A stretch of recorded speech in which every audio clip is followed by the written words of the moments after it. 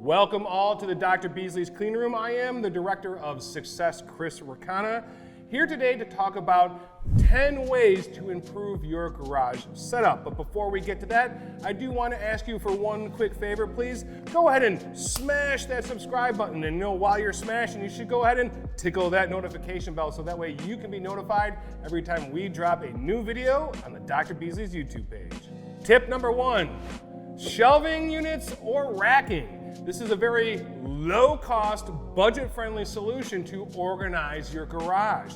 You can find shelving or racks that are out there that can hold up to 200 kilograms for as little as $30 to $50. And the whole idea here is you can keep all your machines, your pads, or even your microfibers on these shelves. However, I would say though, if you're gonna keep your microfibers on an open shelf, you should probably have those microfibers either in one of those sealable plastic totes or in a clean box, because obviously you wanna be sure that those stay free of contaminants.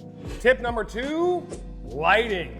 This is actually one of the most crucial elements, especially if you're into paint correction in your garage. So obviously, not everyone can afford a whole room full of lighting, but you do want at least one good light. Now, the lighting typically you have in your garage or in your home is usually around 2,000, 2,500 Kelvin, something like that. You really want a light that can at least produce daylight levels of Kelvin. So this would be at least 5,000 K on the Kelvin meter. So all you really need at the core is an inspection light, because as Mike Phillips always likes to say, if you are able to use your one light and you dial in your test spot, in theory, you should be able to blindfold yourself and repeat that process and get the same results all the way around the car.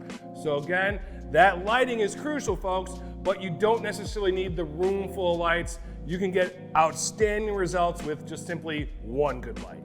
Tip number 3, installing a drain in your garage. Now, obviously, guys, this is not the most budget-friendly option, but if you're talking about gaining efficiency, there's no doubt about it. Being able to keep that car static from start to finish of the process is going to make the overall process much more efficient and timely.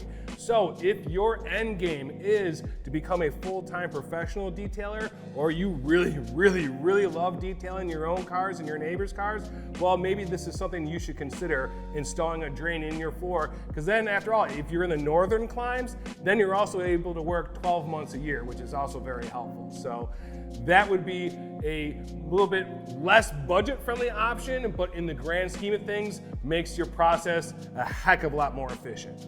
Tip number 4, security. If you are running a business out of your garage, you have to make sure all your buffers, all your pads, all your chemicals, all your supplies are secure. This is your livelihood. So number 1, this means having the appropriate insurance. Make sure your declarations are covering all the value of all the equipment you now have in your garage.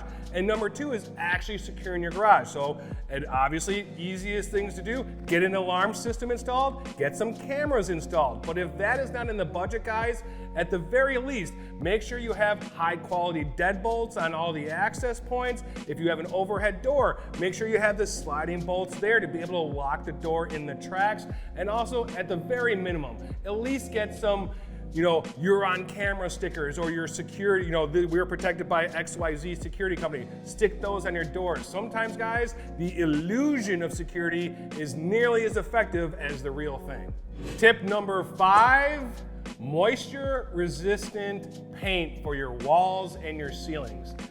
Guys, much same reasons you need this stuff in your bathroom. If you're washing or detailing cars in your garage, you're gonna have moisture all over the place. And we know drywall especially can just soak all that in. And if you have excessive moisture, that could be potentially leading to mold issues. And if you got mold, you have potential health issues. So again, let's avoid all that. And this is one of those instances where the old saying holds true. An ounce of prevention is worth a pound of the cure, because the last thing you want to do is have to rip out all your drywall and all your insulation because you have mold problems. So guys, just go ahead, make that investment. It's a little bit more expensive to buy that paint, but in the end, it's gonna pay dividends. It's gonna keep your space healthier. It's gonna keep you healthier, by eliminating any mold issues that could creep up on you down the road. Tip number 6, put in an AC unit or some HVAC and have some forced air, heat, and air conditioning. Now the benefit of this is, yes, this is going to make your life more comfortable, but it's also going to allow you to put out more consistent work. You know, we love going to our favorite restaurants because they're able to put out your favorite dish very consistently. Time and time again, it's the same thing over and over again. Now, if you're able to take your environment that you're working in, performing your details, and have a consistent temperature, a consistent humidity level, this is going to allow you to be consistent in your results. If your humidity and temperatures are wildly swinging all over the place, what you're able to put out in the middle of summer is going to be different than the dead of winter, okay? Because obviously all these environmental factors also have an effect on all the chemicals you're using. So this is why it is important. If you want that consistency of being able to put out that work done well on a consistent basis, you want your environment to be consistently at the same temperature and the same humidity level. Tip number 7, garage cabinets. Now, we talked about the shelves when we started this out, and again, open shelves are great for storing tools and that sort of thing. If you have the space and you can have shelves and cabinets, cabinets are going to be your ideal storage solution for your pads and for your microfibers. These are the things that are touching the paint, and we want to make sure they are free of contamination. So ideally, metal cabinets with doors, keep those closed off so anything that might be floating around the shop is not going to inadvertently land on a pad or one of my microfibers. So again, guys, cabinets, metal cabinets are going to pay dividends by keeping your microfibers and pads organized and clean. Tip number 8, workbench, or more importantly, a detailing cart. You know, guys, you really want to see where you're going to waste time. Set up a camera in the corner of the room and do a job. And then watch yourself on double time and see how many times you walk back and forth to that cabinet across the room to get whatever you need to get over there. Really what you need is a detailing cart or a mobile workbench. So this way you put everything you need for that job on that workbench and you bring it over to the car. And this way it's within arm's reach instead of having to walk across the room. Tip number 9. Flooring, guys. This is a very important thing to consider. There are many options out there. There's epoxy flooring, there's tiles, or there's what we have here in the Dr. Beasley's clean room, which is a polyurea flooring. There are pros and cons to all of them.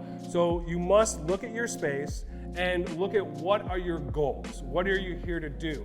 You know, some things to consider with the tile aspect is really great because you're able to work dry because any water you get on the space is going to be underneath that tile. But the con to the tiles is, hey, you're going to have to service it. You got to clean that area. You got to pull up those tiles on a fairly regular basis to clean up all the muck and crud that has been trapped underneath there during your wash processes. The other thing that can happen is if you use compressed air and you blow by one of your tiles, well, you can blow up all that dust and muck and mud that had come off during previous washes, and that can contaminate the space or the paint you just polished. So again, pluses and minuses. This polyurea flooring is wonderful. You can cut hard on cars with track tires or trucks with big knobby tires, and you're not going to pull up anything because it's not a tile. And also, it's much easier cleaning because literally as we're cleaning cars, we're cleaning the floor. There's no way for those contaminants to get trapped in our floor. However, one of the caveats is, you know, when it comes to chemicals and sprays and stuff like that, you know, it can make it a little bit slippery. So you have to be aware of that. So again, there is no one size fits all solution for everyone, guys. It's something you really got to sit down and consider. What are your goals? What are your aims? And then look at the advantages and disadvantages of all the solutions out there to find what works best for you. And finally, guys, tip number 10 is going to be probably one of the more expensive suggestions, but it's another one that's going to pay dividends, and that would be installing an RODI or spot-free type water system. So RO being reverse osmosis, DI being deionized water. What do all of these things have in common? They are water without minerals. And the advantage that this gives us is twofold. Number one, for a simple maintenance wash or something like that, we're able to give that spot-free rinse. And if something should dry up on us a little bit early, we're not worried about those minerals being left over by our groundwater, and then those possible leftover minerals turning into water spot etching. So you're going to eliminate that by installing a mineral-free water system. The other thing you're going to do is create efficiencies in your process, because now you can take a wet application ceramic. You can wash a car, decon a car, and then rinse it. And while that's drip drying, now you can come back with that wet application ceramic and directly install that, and then take that off as part of your drying process. And all of a sudden you have a wash, coat, detail process that takes you less than an hour. And that is probably the greatest advantage of that, because obviously if you're using groundwater out of the hose spigot on the side of the house, no wet applications for you. It is only for those that have that RO or DI water system that can take advantage of it and create that kind of efficiency in their process. Thank you so much, everyone, for joining me in the Dr. Beasley's clean room to explore 10 ways to organize your garage.